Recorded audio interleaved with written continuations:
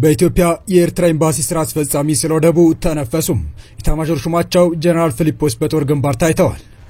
የካይሮ የኢሳያስና ሲሲ ውሎ እና ወደ አስመራ ግስጋሴውን ያጠናከረው ጦር ከድንበር የተሰማው ከባድ መረጃ ኢትዮጵያውያን ስደተኞች የተገደሉበት የአሜሪካ አየር ጥቃት የጦር ወንጀል ምርመራ ሊደረግበት ነው። ከየመን የተሰማው አሳዛኝ መረጃ የኢትዮ ኤርትራ ውጥረት ባየለበትና ኢሳያስ ከጠቅላይ ሚኒስትር አብይ አህመድ ዛቻ በኋላ ወደ ካይሮ ባቀኑ በሰዓታት ልዩነት በኢትዮጵያ የኤርትራ ኤምባሲ ስራ አስፈጻሚ ስለወደቡ ተናግረዋል። ከሰሞኑ ከሀገር መውጣታቸው በስፋት ሲነገር የነበሩት የሻቢያው ጉምቱ ሰው ጀነራል ፊሊጶስ በጦር ግንባር መታየታቸውም ተሰምቷል። ሊወረር ነው በሚል ስጋት ውስጥ የምትገኘው ኤርትራ መሪዋ ወደ ካይሮ ያቀኑበት ጉዳይ እንደሰመረላቸውም እየተነገረ ይገኛል። ፕሬዝዳንት አልሲሲ ኢሳያስ ላቀረቡት ጥያቄ ሽታቸውን ሰጥተዋል። በዚህ በኩል ደግሞ ጦሩ ወደ ኋላ የለም ብሎ ግስጋሴውን አጠናክሮ ቀጥሏል። ኢሳያስ በአልሲሲ ዘንድ እሺ የተባሉበት ጉዳይ ምንድነው? የትኛውስ ጦር ነው ግስጋሴውን ያጠናከረው? የሚለው መረጃና ኢትዮጵያውያን ስደተኞች ስለተገደሉበት የአሜሪካ ጥቃት የተሰማውን አክለን እናስደምጣችሁ ወደናል። ሰላም ውድ ዴይሊ ቤተሰቦች እንደምን አላችሁ? ቻናሉን ሰብስክራይብ፣ ላይክ፣ ሼር ያደረጋችሁ እስከ መረጃዎቻችን ፍጻሜ አብራችሁን ቆዩ።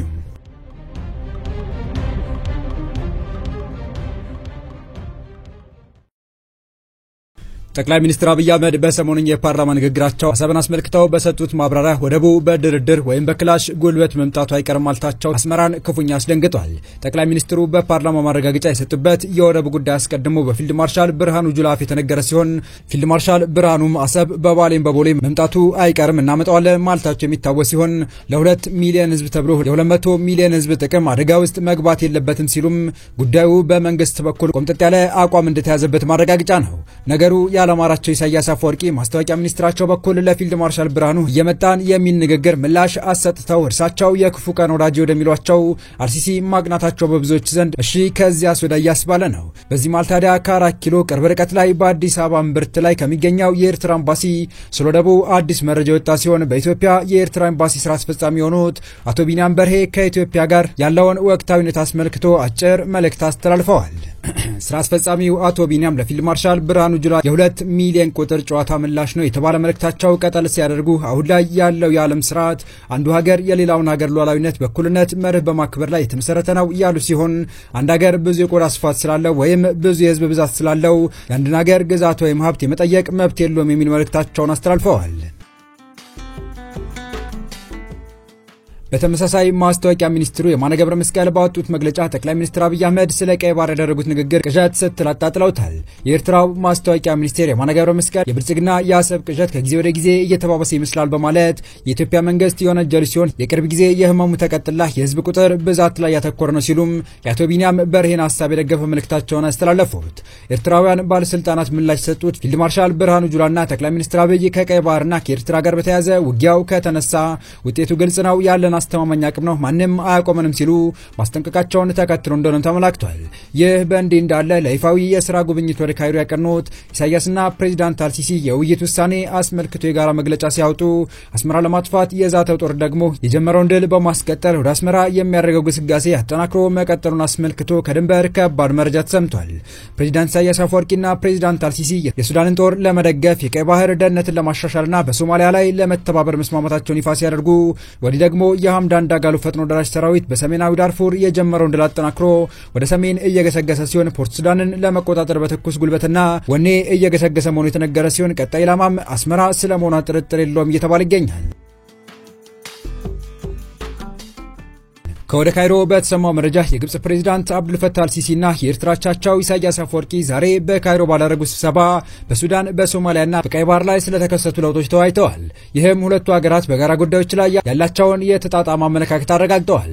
ከግብጽ ፕሬዝዳንት በተሰጠው መግለጫ መሰረት ሁለቱ መሪዎች የሱዳን ብሔራዊ ተቋማት በተለይም የጦር ኃይሏን ለመደገፍ እና ትይዩ አካላትን ለመቋቋም የሚደረጉ ማናቸውን ሙከራዎች ውድቅ ማድረግ አስፈላጊ መሆኑን አጽንኦት ሰጥተዋል። ግብጽ ግጭቱን ለማስቆምና የሱዳንን ህዝብ ስቃይ ለማቃለል ኳርተት ዘዴ ውስጥ ያደረገችውን ጥረት አድንቀዋል። በሶማሊያ ስላለው ሁኔታ ሁለቱም ፕሬዝዳንቶች አጋሮቻቸው የሶማሊያን ሉዓላዊነት ነጻነትና የግዛት አንድነትን ለማክበርና የሶማሊያ መንግስት ተቋማት ውስጣዊና ውጫዊ ተግዳሮቶችን ለመፍታት ያላቸው አቅም ለማጠናከር የ24ቱ የአስመራ የሶስትዮሽ ጉባኤ መግለጫን ተግባራዊ ለማድረግ ያላቸውን ቁርጠኝነት አረጋግጠዋል። በስብሰባው በቀይ ባህር ደህንነት ላይም ተወያይተዋል። ሁለቱም ወገኖች በዚህ ወሳኝ የባህር ኮሪደር ውስጥ አቅጣጫን ለመጠበቅና መረጋጋትን ለማሳደግ በአረብና በአፍሪካ የባህር ዳርቻ ሀገራት መካከል ትብብር ማሳደግ ማሳደግ አስፈላጊ መሆኑን አጽንኦት ሰጥተዋል። በሁለትዮሽ ደረጃ ፕሬዝዳንት አልሲሲ የፕሬዝዳንት አፈወርቂ ጉብኝትና በታላቁ የግብጽ ሙዚየም ምረቃ ላይ መሳተፋቸው በደስታ ተቀብለውታል። ግብጽ ከኤርትራ ጋር ያላትን የረጅም ጊዜ ስትራቴጂካዊ አጋርነት ለማጠናከር ያላትን ፍላጎት አረጋግጠዋል።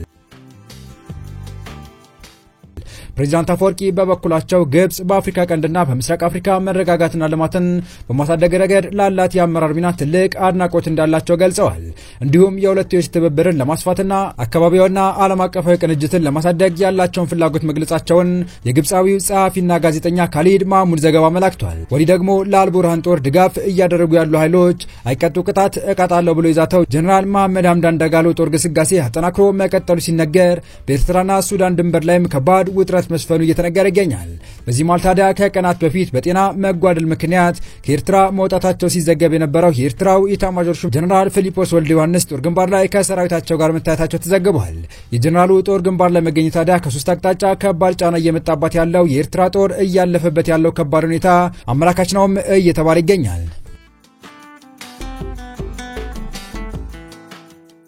በሌላ መረጃ ባሳለፍነው 2017 ዓ.ም ሚያዝያ ወር የአሜሪካ በየመን ሁቲዎች በሚያስተዳድሩ ስደተኞች መጣሊያ ላይ በፈጸመቸው የአየር ጥቃት በርካታ ኢትዮጵያውያን ስደተኞች መገደላቸውን ተከትሎ አምነስቲ ኢንተርናሽናል ድርጊቱ የጦር ወንጀል ተደርጎ ሊወሰድ ይችላል ሲል ገልጾ ምርመራ እንዲደረግ አሳሰበ።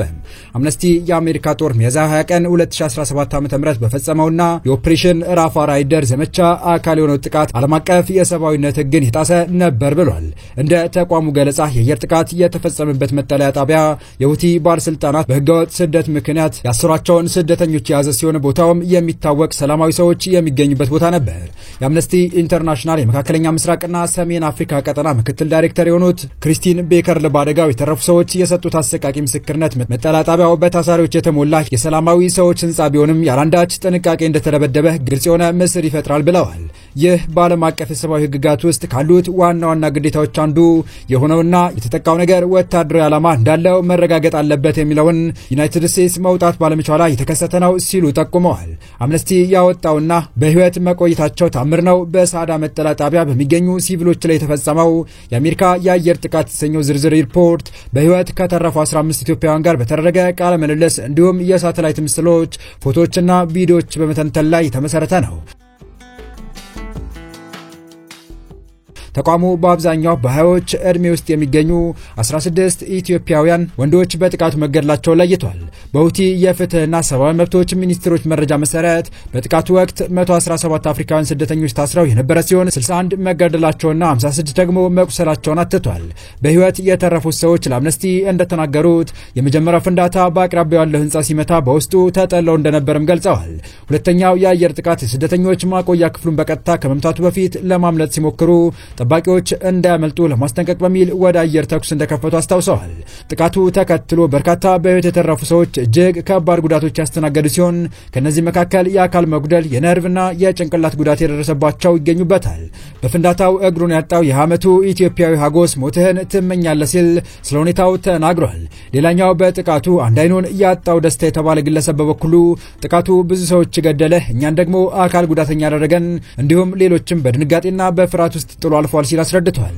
አምነስቲ ቦታው የሰላማዊ ሰዎች ማቆያ በመሆኑ ለዓመታት የታወቀ ሲሆን የሰብአዊ እርዳታ ድርጅቶችም ቦታውን በመደበኝነት ይጎብኙ ነበር ብሏል። አክሎም በጎርጎሮሳውያኑ 2022 በሳውዲ የሚመራው ጥምረት አሜሪካ ሰራሽ ቦምብ ተጠቅሞ በዚህ ግቢ ውስጥ ከ90 በላይ እስረኞችን ከገደለ በኋላ አሜሪካ ጣቢያው የሲቪል ተቋም መሆኑን ማወቅ ነበረባት ብሏል። ተቋሙ በጥቃቱ ወቅት የታሰበው ኢላማ ማን እንደነበረና ጥቃቱ ከመፈጸሙ በፊት ምን አይነት ጥንቃቄዎች እንደተደረጉ ማብራሪያ እንዲሰጠው በነሐሴ ወር 2005 ለዩኤስ ማዕከላዊ እዝ እና የጋራ ልዩ ኦፕሬሽን እዝ በይፋ ጥያቄ አቅርቦ እንደነበር አስታውሷል።